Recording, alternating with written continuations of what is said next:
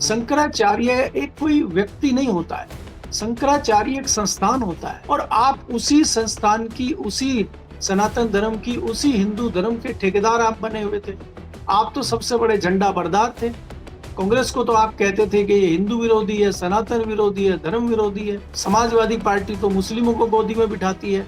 तो आप ही तो झंडा बरदार और ठेकेदार थे और आप ही के कार्यकाल में इस तरह का हो रहा है कि अनादर किया जा रहा है शंकराचार्य का और सनातन का। तो आप अपने ही जाल में फंस गए हैं। नमस्कार दोस्तों, कैसे हैं आप लोग। उम्मीद है आप सभी अच्छे होंगे। क्या योगी आदित्यनाथ की कुर्सी खतरे में पड़ गई है? क्या दिल्ली का जो प्लान था गोरखपुर भेजने का, वो आगे बढ़ता हुआ दिखाई दे रहा है शंकराचार्य के विवाद के मद्देनजर? और संघ और बीजेपी की जो समन्वय बैठकें हो रही हैं, उससे जो फीडबैक निकलकर सामने आ रहा है, जो विलाप निकलकर सामने आ रहा है कार्यकर्ताओं का, वो क्या योगी आदित्यनाथ की कुर्सी को खतरे में नहीं डाल रहा है? बात करेंगे। केपी मलिक जी बृहस्पतिवार हमारे साथ जुड़े हैं। सर, बहुत बहुत स्वागत है आपका। धन्यवाद हिमांशु जी, आपको भी और आपके दर्शकों को भी।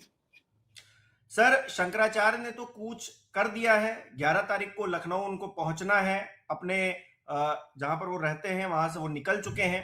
तो ऐसे में क्या योगी आदित्यनाथ की मुश्किलें अब बढ़ने वाली हैं? जिस तरह से वो गौ रक्षा की बात कर रहे हैं, गाय को राष्ट्र माता या फिर राज्य माता का दर्जा दिए जाने की बात कर रहे हैं, तो अब कहां जाती हुई परिस्थितियां आप देख रहे हैं? देखिए हिमांशु जी, अगर ये पूरा सिनेरियो आप समझना चाहते हैं तो हमें इसमें जो पीछे माघ मेला था उसमें जाना पड़ेगा कि ये वहां से विवाद शुरू हुआ और आपने परमिशन नहीं दी, मतलब प्रशासन ने परमिशन नहीं दी, बात खत्म हो गई। और उसके बाद जो शंकराचार्य जी का मुद्दा था वो धीरे धीरे लोग भूलने लगे थे। एकाएक जो ये ब्रह्मचारी जी आए हैं, तथाकथित ब्रह्मचारी, इन्होंने जो मामले को तूल दिया है वो कहीं ना कहीं एक सहानुभूति का कारण बन गया शंकराचार्य के लिए। और शंकराचार्य उस सहानुभूति के तहत और मजबूत हो गए। और दूसरा जो विषय था कि वो जो मांग कर रहे हैं, गौरक्षा की मांग कर रहे हैं, वो गौ माता को राष्ट्रीय पशु घोषित करने की बात कर रहे हैं। हालांकि ये आप जानते हैं कि ये मामला केंद्र सरकार का है, उत्तर प्रदेश सरकार का इससे खास कोई लेना देना नहीं है। लेकिन उनका ये बीच बीच में कहना कि भाई जिस प्रकार से गौ रक्षा की बात हुई थी, जिस प्रकार से गौ हत्या को रोकने की बात हुई थी, जिस प्रकार से सारी गौ कटान की बात हुई थी, क्या उत्तर प्रदेश सरकार उस पर खरी उतरती हुई नजर आ रही है? तो उसको घेरने का काम शंकराचार्य जी ने कर दिया। शंकराचार्य जी जो है इस यात्रा को लेके चल रहे हैं और जो उनके और दूसरा पहलू ये भी है कि ब्रह्मचार्य जी गायब हो चुके हैं। क्योंकि ब्रह्मचारी वाला जो मामला था और मीडिया ने जो जिस तरह से उनकी धज्जियां उड़ाई हैं, जिस तरह से उनकी बखिया उधेड़ी है, उससे उनकी सारी चीजें खुल गई। कहीं न कहीं जो हमारे सनातन धर्म के सर्वे सर्वा और ये कहिए कि जो हिंदुत्ववादी नेता भारतीय जनता पार्टी के थे योगी जी, उनकी छवि कहीं न कहीं धूमिल हुई है। क्योंकि प्रशासन का मतलब कहीं न कहीं योगी जी है और योगी जी कोई ऐसा एक्शन लेते हुए दिखाई नहीं दिए कि जिससे कहा जा सके कि योगी जी रिवर्स गियर मार रहे हैं या योगी जी कुछ ऐसी चीज कर रहे हैं। आपने देखा होगा कि जिस प्रकार डिप्टी सीएम ने कहा कि जो दोषी अधिकारी हैं उनके ऊपर कार्रवाई होगी, बटुक ब्राह्मणों का स्वागत करने वाले दूसरे डिप्टी सीएम भी कहते हैं कि हम इनका सम्मान करते हैं। उन्होंने अपने घर पर सम्मान भी किया और उन्होंने कहा जो दोषी अधिकारी हैं उन पर कार्रवाई होगी। तो कोई कार्रवाई तो होती हुई दिखती नहीं है। दूसरा, जिस प्रकार से शंकराचार्य ने घोषणा की है 11 मार्च को लखनऊ में ये धर्म युद्ध शुरू कर दिया एक हिसाब से उन्होंने, और ये धर्म युद्ध का जो अगला पड़ाव है वो 11 तारीख को लखनऊ में होने वाला है, जिसमें चंद घंटे, 100 घंटे से भी नीचे समय बचा हुआ है। ऐसे में कहीं ना कहीं भारतीय जनता पार्टी के नेताओं की, संघ के नेताओं की नींद उड़ी हुई है। क्योंकि आप ये देखेंगे कि जो चुनाव आ रहा है उस चुनाव के तहत भारतीय जनता पार्टी नहीं चाहती कि उसकी सत्ता की विदाई उत्तर प्रदेश से हो, और संघ भी कहीं ना कहीं इंटरनली बहुत दबाव महसूस कर रहा है और इनके ऊपर दबाव डाल रहा है कि इस मामले को निपटाया जाए। आप देखेंगे बीच बीच में भारतीय जनता पार्टी के और संघ के बीच में समन्वय मीटिंगों का दौर शुरू हो गया है। पिछले दिनों गाजियाबाद में आए थे मुख्यमंत्री जी, यहाँ गाजियाबाद में मीटिंग हुई, एक उद्घाटन करने आए थे नोएडा में एक अस्पताल का। आपको याद होगा एक बड़े हॉस्पिटल का उद्घाटन राष्ट्रपति जी ने किया था नोएडा में, वो भी निजी हॉस्पिटल था। अभी एक निजी हॉस्पिटल का उद्घाटन करने योगी जी आए थे, 300 बेड के, वो भी निजी हॉस्पिटल है। तो 9 साल में इनकी सरकार ने कोई सरकारी हॉस्पिटल तो बनाया नहीं, कोई सरकारी संस्थान शिक्षा का तो बनाया नहीं। तो ये दूसरों के उद्घाटन करते फिर रहे हैं और उसके बूते ये चुनाव जीतना चाहते हैं। तो स्थिति बहुत गंभीर बनी हुई है भारतीय जनता पार्टी की। समन्वय बैठक की जो मैं बात कर रहा हूँ, समन्वय बैठक की जो गाजियाबाद में हुई थी, उसमें भी बहुत अच्छी रिपोर्ट नहीं आई थी कि योगी जी को सुना हो या संघ का कोई बहुत दबाव भारतीय जनता पार्टी के नेताओं कार्यकर्ताओं ने माना हो, क्योंकि कार्यकर्ता भी कहीं ना कहीं उदास दिखाई दे रहा है। और मोदी योगी जी ने जो शुरू किया था कि बटोगे तो कटोगे, और वो आपने दूसरे एक धर्म के लिए किया था, दूसरे जो विचारधारा के लोग हैं उनके लिए किया था, और आपने लागू उस पर अपने ही लोगों पे कर दिया, और आपने उसको सनातन धर्म में ही पटने कटने का काम कर दिया, और उसी में आपने बांटने का काम कर दिया, और बीच में यूजीसी ने जो कसर बची थी वो कसर पूरी कर दी। तो आज भारतीय जनता पार्टी कई मोर्चे पे फंसी हुई नजर आती है। अब उसका पटापेक्ष भारतीय जनता पार्टी और संघ मिलकर कैसे करेंगे, एक तो ये समय बताएगा। दूसरा, मुझे ये लग रहा है कि ये बहुत महत्वपूर्ण है कि अब क्या शंकराचार्य जी लखनऊ पहुंचने से रुकेंगे, और वो अगर 11 तारीख को लखनऊ पहुंचते हैं और 10-20 हजार साधु संत और उनके समर्थक वहां पहुंच गए, तो देश में क्या माहौल बनेगा और पूरे देश में क्या मैसेज जाएगा, और क्या इसका कोई असर वेस्ट बंगाल पे या आसाम की राजनीति पे पड़ेगा जहां तत्काल चुनाव होने हैं। तो इस पे मुझे लगता है कि भारतीय जनता पार्टी बहुत घबराई हुई है, और संघ भी कोई ऐसा काम करना चाहता है कि जिस तरह से ये दोनों की लड़ाई खत्म हो और ये टकराहट को हटाया जाए, रोका जाए। लेकिन संघ मुझे इसमें कामयाब होता नजर नहीं आ रहा है, क्योंकि योगी जी हटने को तैयार नहीं है। आज तक की रिपोर्ट ये है। अब कल क्या होगा, कल के लिए कल पता चलेगा। जी। अच्छा, ये जो विलाप हो रहा है, जो आपने अभी बैठकों का जिक्र किया, कानपुर में भी एक बैठक हुई, उसमें भी बहुत विलाप किया गया और कहा यह गया कि शासन में बैठे हुए लोग जो है कार्यकर्ताओं की बात नहीं सुन रहे हैं, उनका सम्मान नहीं करते हैं। तो ये तो सबसे बड़ा मुद्दा है। हम देख रहे हैं पिछले कुछ वक्त से ब्राह्मणों का मुद्दा हो या तमाम और जातियां हो, वो असंतुष्ट नजर आ रहे हैं। जो विधायक हैं बैठक करते हैं तो आप सवाल खड़े कर देते हैं। शंकराचार्य का मुद्दा जिस तरह से तूल पकड़ा, तो कुल मिलाकर योगी आदित्यनाथ अपने ही तौर पर घिरते हुए नजर आ रहे हैं और उनकी पार्टी के लोग सवाल खड़े कर रहे हैं, संघ के लोग सवाल खड़े कर रहे हैं।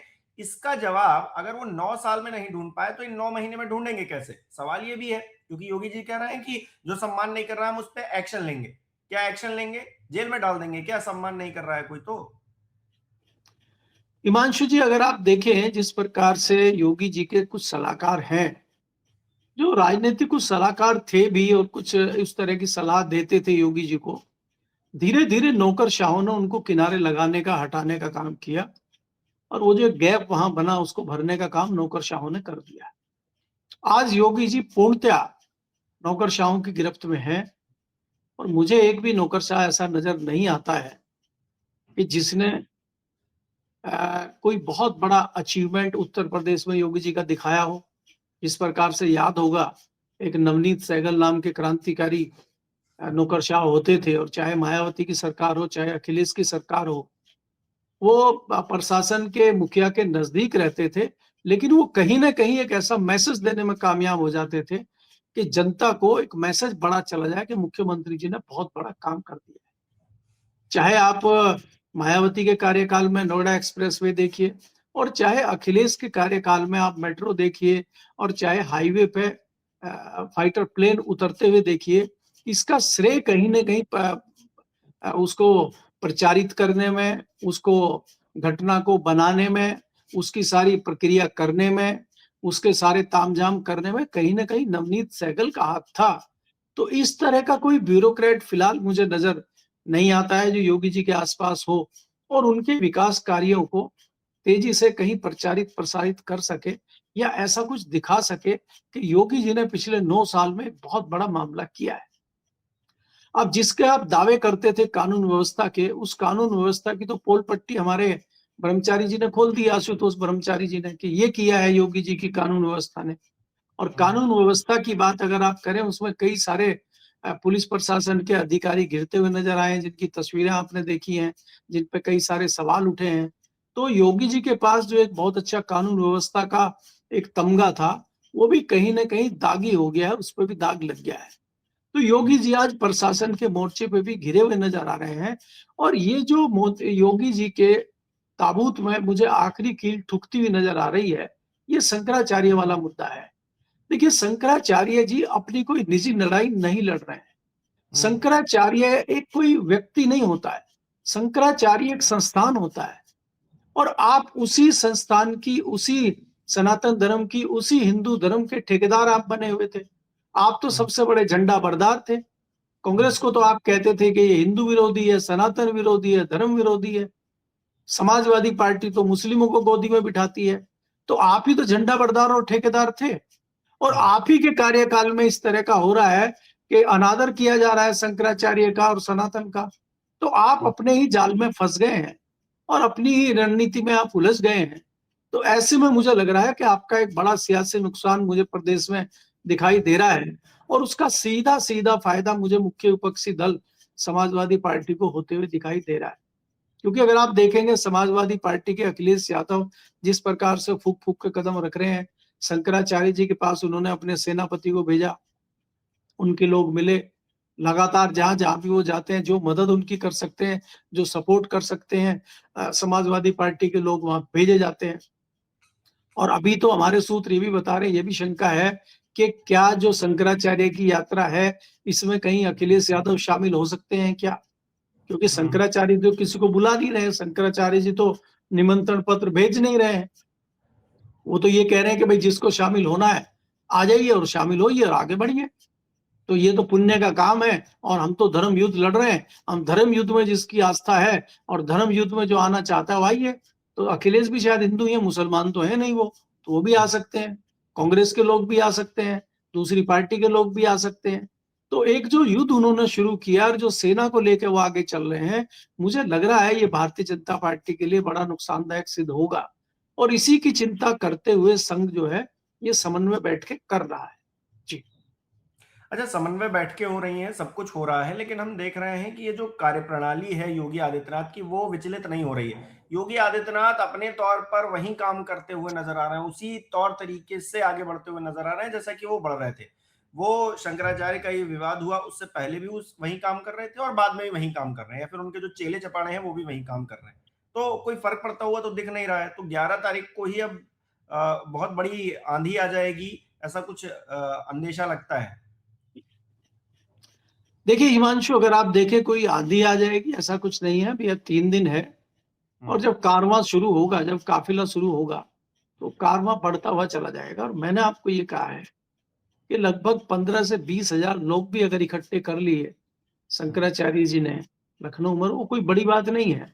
जिस तरह से अन्य 3 शंकराचार्य ने उनको समर्थन दिया है और जो क्रांतिकारी नए नए संत आए हैं, जो उनके चेले हुआ करते थे, तथाकथित योगी जी के समर्थक उनके चेले हुआ करते थे, और वो इंदौर वाले जो नए नए बाबा बने हैं, धीरेन्द्र कौन शास्त्री। से, धीरेन्द्र शास्त्री जी आके एक दिन पहले समर्थन दे गए शंकराचार्य जी को और घोषणा कर गए कि मैं मौन धारण कर रहा हूं और मैं तो जो है पहाड़ियों में जा रहा हूं और पहाड़ियों में जाके मैं तो 1 महीने तक मौन ही नहीं खोलूंगा। अब वो देखेंगे कि कौन मजबूत है, फिर उसके पाले में आके मौन खोलेंगे। तो अब संत भी रणनीति राजनीति करने लगे हैं। आप ये देखिए ना किस प्रकार की सियासत संत का चोला ओढ़ के आप कर रहे हैं। उसमें मैं अलग नहीं समझता हूँ, चाहे वो धीरेन्द्र शास्त्री हो और चाहे वो आपके ब्रह्मचारी हो। आप धार्मिक चोला ओढ़ के राजनीति कर रहे हैं और धर्म के कंधे पे बैठ के राजनीति आप कर रहे हैं। अगर इस तरह से आप ठगने का काम हिंदुओं को और सनातनियों को करते हैं, तो मुझे लगता है कि एक बड़ी जो है नुकसान आप कर रहे हैं सनातन धर्म का, हिंदू का। और एक तरफ इसको ले जा रहे हैं कि इस पर राजनीति किस प्रकार की जा रही है, उसका फायदा कहीं ना कहीं विपक्ष को मुझे मिलता हुआ नजर आ रहा है। क्योंकि जितनी जितनी चीजें होंगी, अगर लखनऊ में माहौल बनता है और 2 दिन भी ये लखनऊ में टिक पाते हैं, तो इसका एक बड़ा मैसेज उत्तर प्रदेश में ही नहीं, आसपास के राज्यों में भी जाएगा और केंद्र तक ये वार करेगा। जी। क्योंकि अगर उनको रोका जाता है तो भी खबर बनेगी, और नहीं रोका जाता है, वो माहौल बनाते हैं तो भी खबर बनेगी। तो कुल मिलाकर इंटरेस्टिंग रहने वाला है। 11 तारीख को जो भी होगा उसकी अपडेट हम आप तक पहुंचाएंगे। आपकी क्या राय है इस विषय पर कमेंट करके जरूर बताइएगा। बहुत बहुत शुक्रिया सर हमारे साथ जुड़ने के लिए। तमाम दर्शक जो हमारे साथ जुड़े उनका भी बहुत बहुत शुक्रिया। इस वीडियो को लाइक करना, शेयर करना मत भूलिएगा। हमारे चैनल को सब्सक्राइब नहीं किया तो वो भी जरूर कीजिएगा। आप हमें सहयोग भी कर सकते हैं ज्वाइन बटन पर क्लिक करके। बहुत बहुत धन्यवाद।